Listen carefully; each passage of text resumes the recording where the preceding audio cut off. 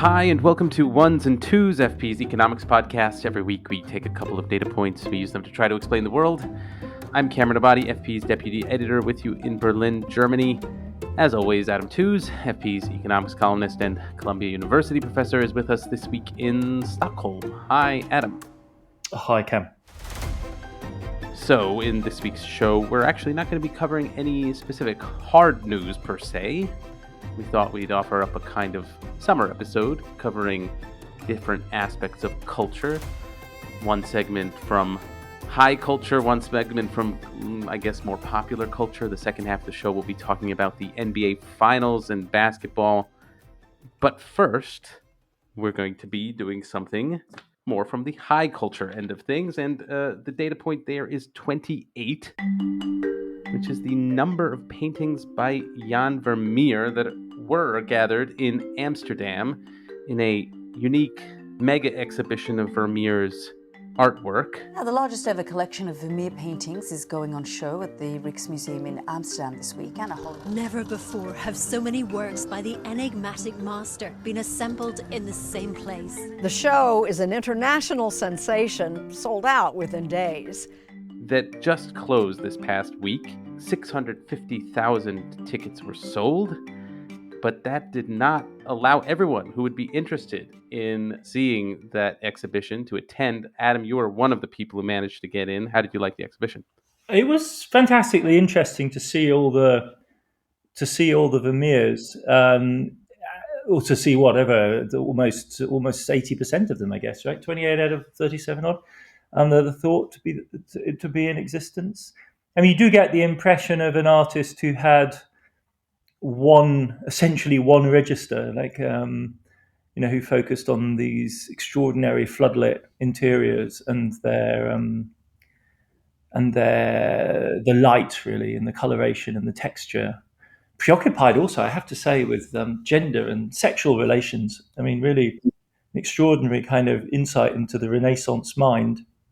There's one particularly stunning picture in which he paints himself, his brother, his wife, and an anonymous prostitute in a picture, with the wife as the procuress and his brother leering over this prostitute, and himself staring out of the painting. That, at least apparently, is the standard interpretation of the Vermeer image. Yeah, I only got to go because I own an enterprising friend who discovered the ins and outs of the ticket market, and discovered that a certain number of the tickets, in fact, go on sale on the day for people who happen to be in the museum, the Rijksmuseum. So if you get there early enough, you were able to get a ticket. So it's really thanks to her that I got to see the show. Yeah, this kind of bears on the first question I wanted to ask, which is, in thinking about the kind of economics of this exhibition, I mean, obviously there were a limited number of tickets involved, but the demand sort of outpaced the supply. So what exactly did the ticket cost at face value? And, was there a kind of secondary market that got established for these tickets that you could sort of purchase at a higher value? Apparently, yes. So the show sold out within days. The tickets were €20. And on eBay, apparently, one was offered for $2,724. So there was a huge demand. You did get the impression going around the show that this was absolutely a bucket list exhibition for many people. Only just slightly more than half of the visitors to the show were from the Netherlands, 17% from France, 16% from Germany, 16% from the UK, 14% the US. Celebrities, French President Emmanuel Macron attended, Steven Spielberg, Gillian Anderson, really a huge sort of a galaxy of global stars. Vermeer has been an artist, of course, who's been very much in the news with, featured and prominently in literature. So they capped the numbers. Apparently they could no doubt have sold twice as many tickets. It was quite busy and crowded enough as it was. So, I mean, aside from the tickets, I wanted to ask about the economics of arranging for this kind of exhibit in the first place. I mean, there are only 37 some paintings of Vermeer at all. They're scattered in various places around the world. And again, 28 of them were pulled together from these various places in this one exhibit, which is why it was so unique.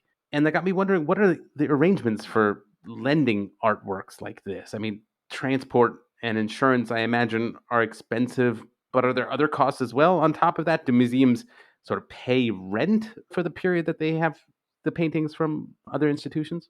It's interesting. There's a certain coyness about this in what at least I was able to find online. I mean, the general policy seems to be, and the sort of professional museological position seems to be, no, of course we don't charge each other. Of course there is a matter of this is a matter of free lending. We are not for profit organisations, and we like to share our art with other institutions. But then if you dig a little deeper, people will say, well, except of course against the full cover of all transport costs, insurance, necessary curatorial accompaniment, and in some cases something referred to coyly as a loan fee, which Okay. could be an administrative processing charge, but seems to be some way at least of compensating the lending institutions. I mean, most art galleries, of course, have more art than they can show. So if a piece is otherwise being held in the depot, that's one thing. If you're lending a Vermeer, it's another, because it leaves a blank on your wall. Because if you own a Vermeer, it'll be up on the wall of your museum. So I think the borrowing and lending terms depend a little bit on who the museums are and what kind of a piece it is, whether it's in a sense essential to the museum's identity or not, because there are certain pictures which define a museum. And then there are interesting arrangements to make possible the lending of museums. There is in the US a program known as the Art and Artifacts Indemnity Program, which is a publicly backed congressionally appropriated funds back this, which provides American museums with cover up to $1.8 billion for any single exhibition in insurance. So it's a publicly underwritten insurance fund that enables American museums to host major exhibitions, and I think also to a degree to cover the costs of lending. It enables major exhibitions like the one that we saw in the Netherlands. It would subsidize those to a considerable extent. It apparently goes back to the enormous Tutankhamun exhibition of the 1970s that would have been exorbitantly expensive to insure if it hadn't been for the introduction of this program. And I have to say, it's as de-risking goes, which is one of the familiar ways in which government policy acts today, it's hard to think of a better way to spend the necessary premiums that help maintain this policy. It's hard to imagine a better use for those funds. Yeah, I mean, I also wonder what kind of insight this lends onto the inequality of the museum landscape itself. I mean, how many museums around the world are even at the level of being able to organize this kind of exhibition? I mean, what kind of exclusive club are we talking about, and what sort of resources are really necessary to have it at hand? It's difficult, to be very precise about this. One would need to have a clear idea of how many art museums there are in the world, and that in itself is a contested question, and one that fluctuates quite dramatically, because there's been a huge surge in a huge expansion in the number of museums around the world. One figure that you quite commonly see is 30,000 museums around the world with 200 million visitors. That tells you that quite a lot of the museums get very small numbers of visitors indeed. If you look in the top 100 museums worldwide, the Louvre, which in a good year gets about 9 million visitors, is by far and away the largest museum in the world. The two biggest art museums in the United States, which come in the top 10, the National Gallery in DC, just ever so slightly ahead of the Met in New York, clock about 3.25 million visitors, maybe somewhat more than that in a good year, so maybe 4 million.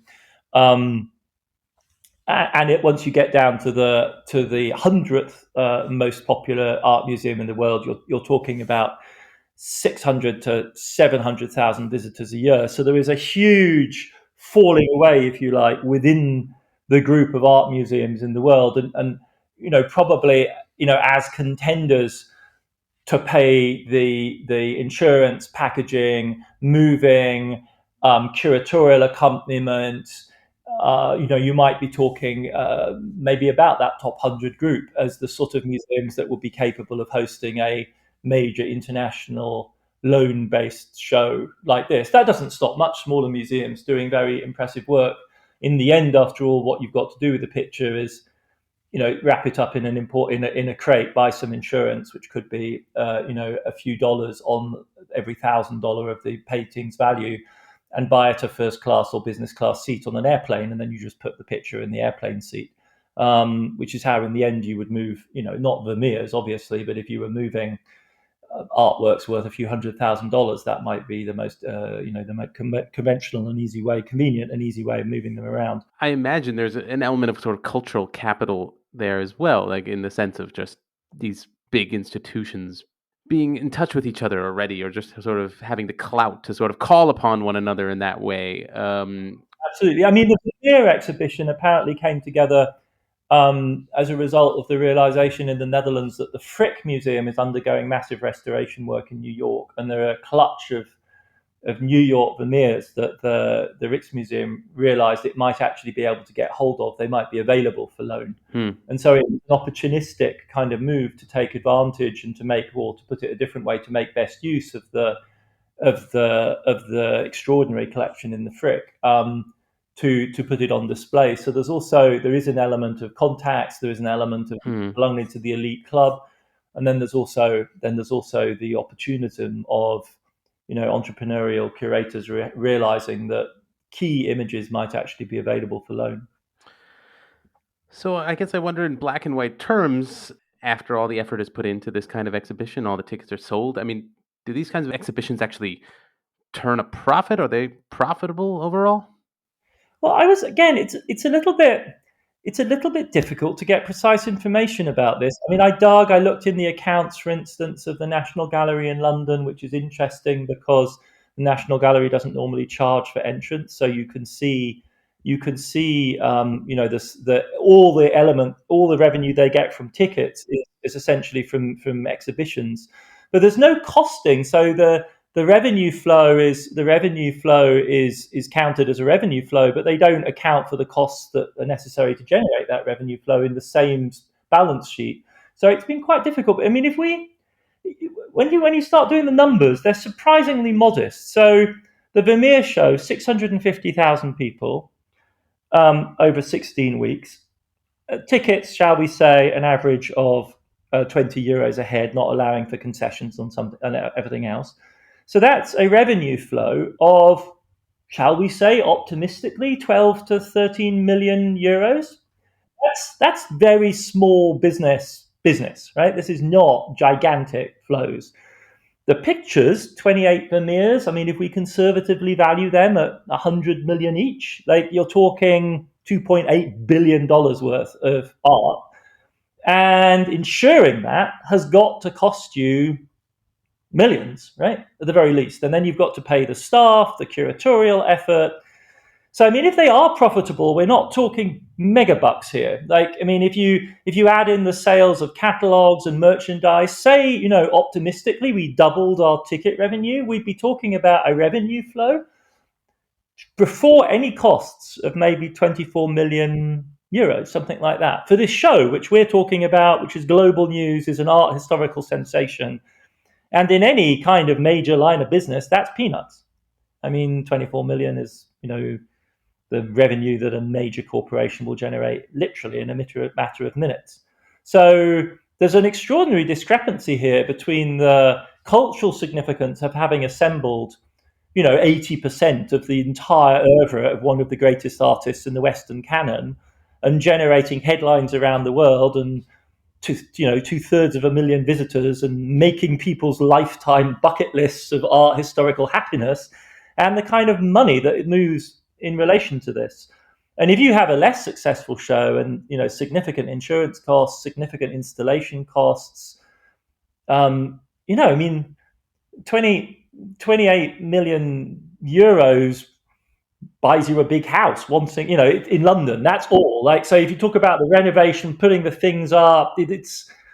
I was really struck. I sat down to think about it by the modesty of the amounts of money that change hands here, and overall the budgets of a museum like the National Gallery in London which doesn't have a huge flow of revenue from ticket sales, are really remarkably small considering the cultural influence that they wield and the sorts of money that changes hands in the private gallery space as well, where the sale of a single work of art for 28 million euros, which we've estimated as the revenue of the Vermeer show, wouldn't even make headlines at this point, right? That's some average Monet or some Renoir would fetch that lickety split in a sale in Hong Kong.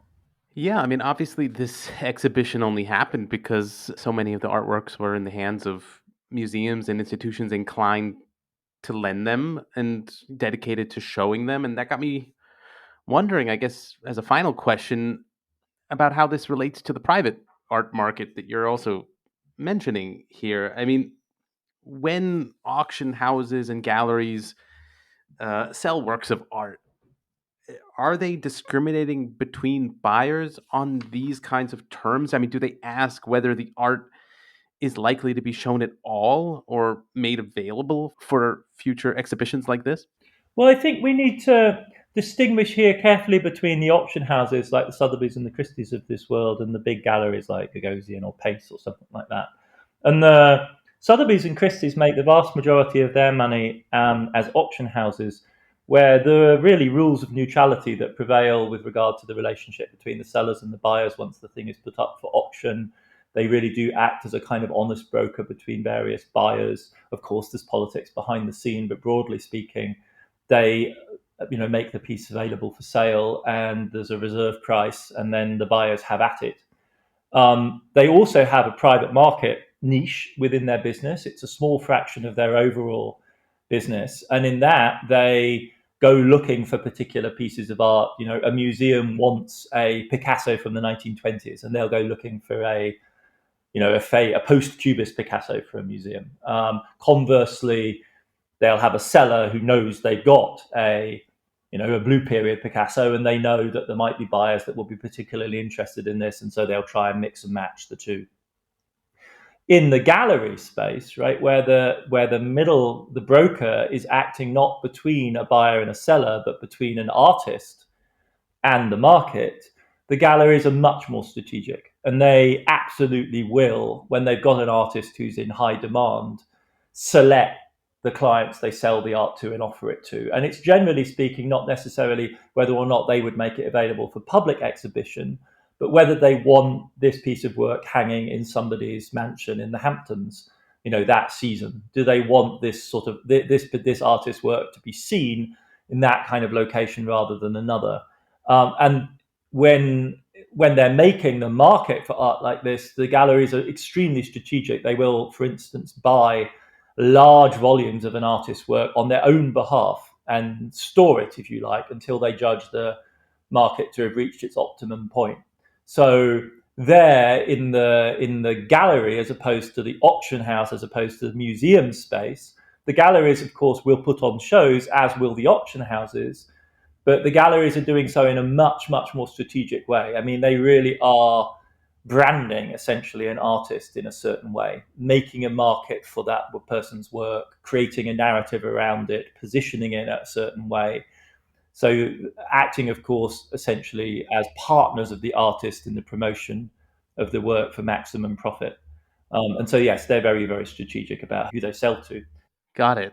Well, hopefully, it works out that there managed to be other big exhibitions like this for other artists that, hopefully I can also attend at some point. But we will take a break here and come back in just a second to talk about the NBA.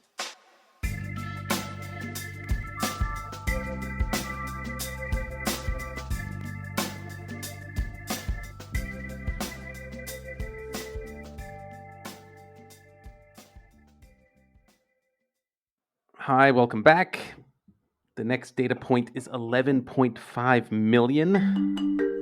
That is the number of people in the United States, give or take, a couple 100,000, that have been watching the NBA Finals this past week between the Miami Heat and the Denver Nuggets.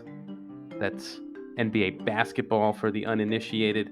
We thought we'd talk about the economics of one of America's most popular sports. I realize, Adam, that basketball is not one of the sports that you follow very closely, but you agreed to indulge this segment. So thanks for taking me up on it. Yeah, not at all. I'll give it a try. I mean, we'll hear. Either you'll tell me or the listeners will tell me how wrong I'm getting everything.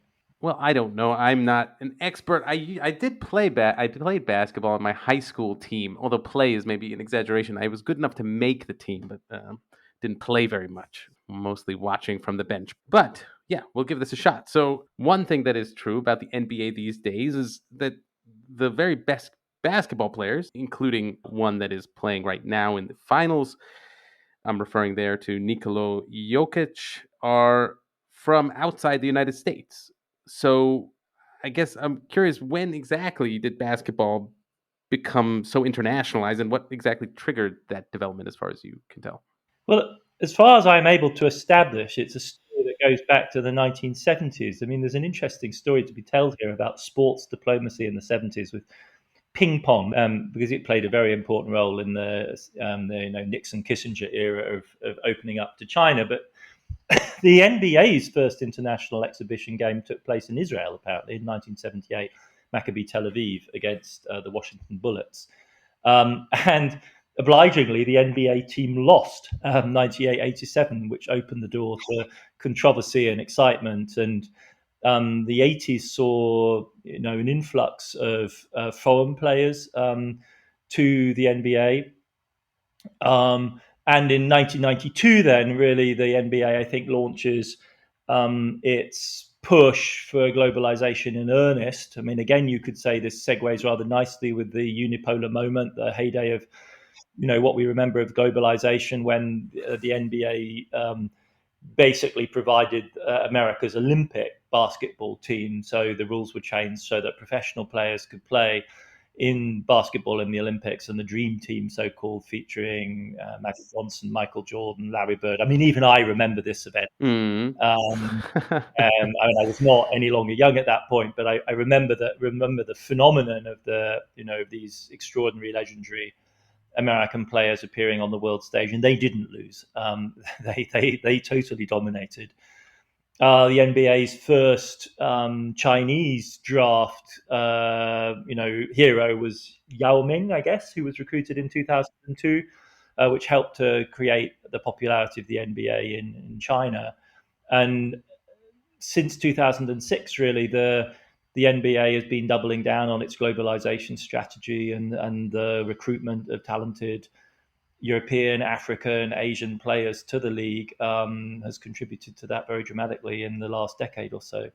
Interesting, as you point out, and I hadn't thought about that, is how that lines up with the history of globalization, or the kind of high point of globalization on both accounts, in terms of the sort of corporate aspect, but also the cultural aspect. And yeah, now fittingly enough, I guess, to sort of round out that globalization narrative, the competitors are now superseding the original hegemon. Again, some of the best players in the world are from Serbia in Nikola Jokic's case, or Greece in the case of Giannis Antetokounmpo, who himself has a migrant background to Greece, and yeah, the others from Europe and elsewhere. So in any case, I also wanted to ask about the economics of America's youth basketball system, which is essentially a kind of training ground, a professional training ground for the NBA. There is a kind of well-developed system that scouts and develops young players, and then America's university system also plays a kind of distinctive role here. I mean, I guess that's another part of this question. Why exactly did America's universities become the training ground for professional sports, including basketball? This is a really fascinating question, very striking as somebody who's in the university business, of what an enormous difference this makes, because American colleges, as a result of the prominence of college sports, are so much more present in popular culture than their analogues are in anywhere in Europe, right? There's no There's no huge, gigantic, fervent, alcohol-driven excitement around any of the European universities. Sport, I mean, the sole exception would be the elite, Cambridge-Oxford boat race clashes. But they're very, very peculiar. They are televised, but they don't encourage. It's not as though the large, chunks of the BBC's audience patriotically identifies with one or the other. But the idea that most Americans have a college team, which they are in one way or the other associated with, even though they might not go to that university, is really rather remarkable. On one level, you'd have to say, should it be surprising? After all, sports are things that we think of young people as doing. They are often very closely tied to education. Rugby, to name one major global sport, is actually named after a school because it was played first at a school, rugby school, a form of soccer where the ball was picked up and people ran with it. And basketball appears to literally be the product of the YMCA International Training School, where it was invented in 1891 as a kind of pedagogic, low contact, healthy pastime, and you can see why. It's obviously a fantastic invention. So there is this sort of natural association with education, and then there's these peculiar trajectories that feed off that, right? There are some sports which essentially are only played in educational settings or professionally, but then otherwise not, like American football, which is just too dangerous for amateurs to play once they're adults. Rugby, believe it or not, which is full contact without armour, is played by adults in an amateur way with predictably disastrous results quite a lot of the time. But yes, Europe and indeed most of the rest of the world separate from the United States in that the United States keeps its athletic development in large part, not exclusively, and the NBA is quite different from American football, where virtually no one comes from outside the college system. The NBA now, the Europeans and the Africans who get recruited to the NBA don't, after all, many of them come through the college system, but laterally in. And you can apparently qualify for the NBA draft with just 1 year after finishing high school, which is where many of the supremely best players never even entered the college system in the US. But this college base remains, whereas in Europe and in Africa and in Latin America, the standard model is one or other form of academy, which is a specialized training school for kids from the age of about 11. And when you're talking gymnastics, it's an even earlier stage where the supremely talented young people are taken away from normal education. And either it's a freestanding, like in a tennis academy type setting, or they're club affiliated academies, like in soccer, where the scouts will literally go out all over Latin America and Africa and find the most talented Cameroonian 11-year-olds and bring them to Barcelona or London, where they receive some regular academic education, but their entire lives are basically sports boarding school.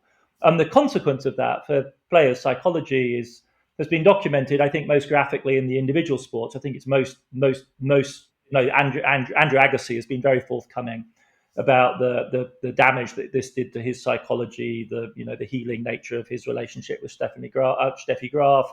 Rather touching story, actually, of kind of recovery. In team sports, it's brutal, but at least it's a kind of collective experience, I think. And there's an argument as to whether or not what kind of an athlete that produces. I gather there are some owners in the NBA who now prefer the Europeans derived from all over the places Europe derives its population nowadays. Of course, many Cameroonians and Africans play in Europe because they, quote unquote, get taught the game, unlike kids who come off the quote unquote street in the United States. You can see all of the kind of cultural baggage that this kind of commentary is associated with.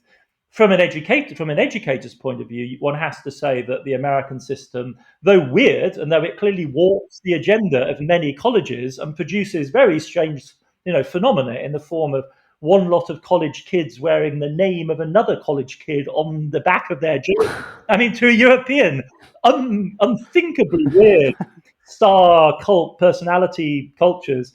Nevertheless, it keeps the athletes in education, maybe in a relatively rudimentary form, but it at least establishes a set of constraints on the degree to which young people can be forced into monocultures of sports training. And I have a great deal of sympathy for the American model, though of course one hates to think. I was just thinking about it. Imagine if you're a talented athlete who's bad academically.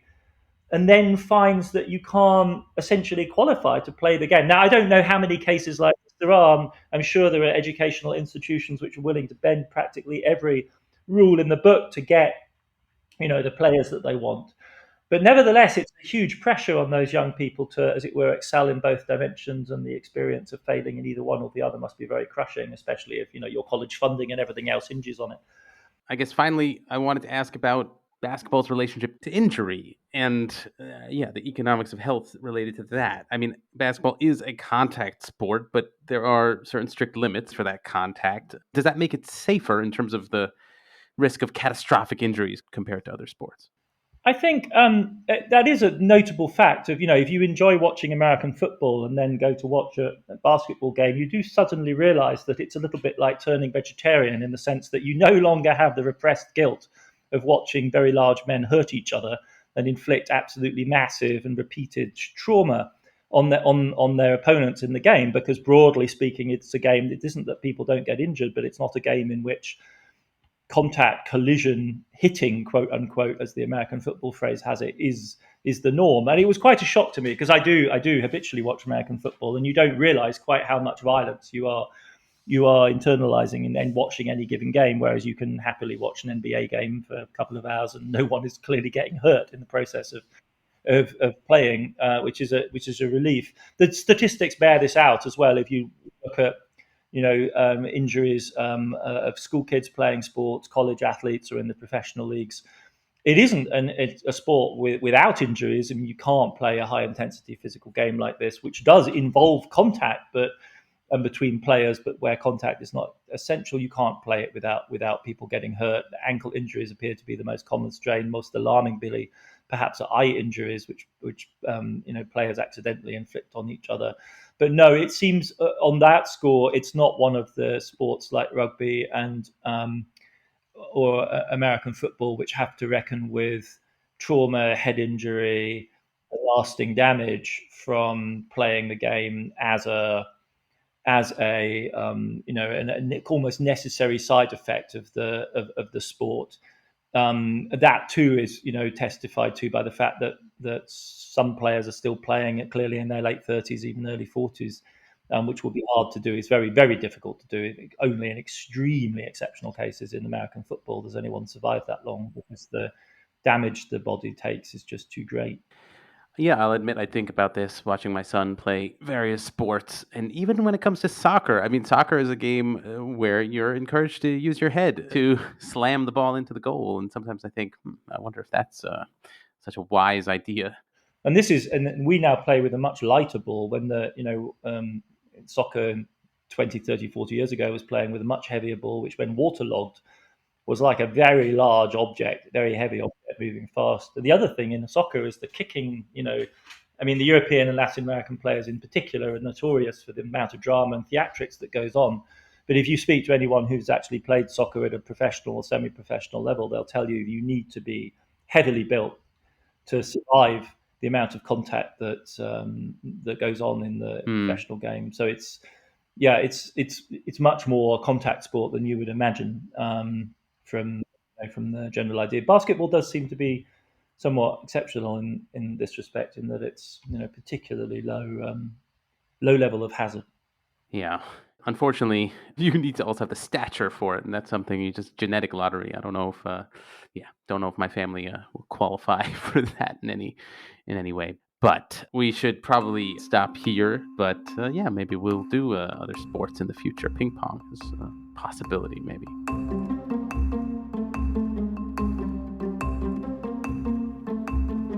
Ones and Tooze is written and edited by me, Cameron Abadi, along with Adam Tooze. It is produced by Laura Rossbrow-Tellem and Rob Sachs. Our social media manager is Claudia Tatey. The executive editor of FP Podcasts is Dan Efron. This show is made possible through the support of foreign policy readers. If you're interested not just in Adam Tooze, but news and analysis from around the world, consider subscribing. Ones and Tooze listeners even get a 15% discount. Just go to foreignpolicy.com/subscribe and use the promo code TOOZE at checkout. That is TOOZE. And listeners, as always, we love hearing your feedback. You can send us voice messages on the Ones and Twos homepage on foreignpolicy.com, or you can email us, podcasts@foreignpolicy.com, or tweet us. That's @onesandtwospod. Thanks very much for listening, and we will see you back in your feed next week.